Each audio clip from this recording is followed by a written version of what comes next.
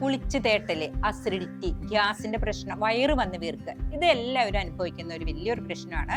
നമ്മൾ ചെയ്യുന്ന കുഞ്ഞു കുഞ്ഞു തെറ്റുകളാണ് ഇത് സംഭവിക്കുന്നത്. പ്രധാനമായിട്ടും നമ്മൾ കൃത്യസമയത്ത് ഭക്ഷണം കഴിക്കുന്നില്ല എന്നുള്ളതാണ്.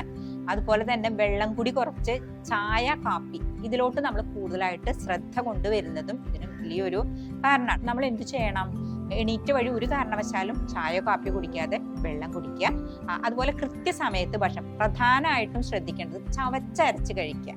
നമ്മൾ നേരമില്ല എന്ന് പറഞ്ഞ് നിന്നുകൊണ്ട് പെട്ടെന്ന് വലിച്ചു വാരി കഴിക്കുന്ന ഒരു ശീലം നിങ്ങൾ പാടെ ഒഴിവാക്കി കഴിഞ്ഞാൽ തീർച്ചയായിട്ടും നിങ്ങൾക്ക് ഈ ഒരു പ്രശ്നത്തിന് നല്ലൊരു പരിഹാരമാണ്. പിന്നെ രാത്രി സമയങ്ങളിൽ കിഴങ്ങ് വർഗ്ഗങ്ങൾ കഴിക്കാതിരിക്കുക, പ്രത്യേകിച്ച് ചേമ്പ്, പിന്നെ അതുപോലെ തന്നെ പയറ് വർഗ്ഗങ്ങളും രാത്രി മാക്സിമം ഒഴിവാക്കുക. ഉച്ചയ്ക്കൊക്കെ കഴിക്കാം, രാത്രി അത് കഴിക്കാതിരിക്കുക.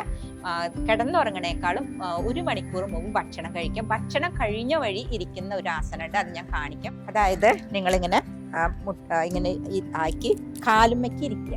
ഇങ്ങനെ, ഇതിന് വജ്രാസനം എന്ന് പറയും. ഇങ്ങനെ റിലാക്സ് ചെയ്തിരിക്കുക. ദിവസവും നിങ്ങൾ ഭക്ഷണം കഴിച്ചു കഴിഞ്ഞിട്ട് ഒരു 5 മിനിറ്റെങ്കിലും ഇങ്ങനെ ഇരുന്ന് നോക്കൂ.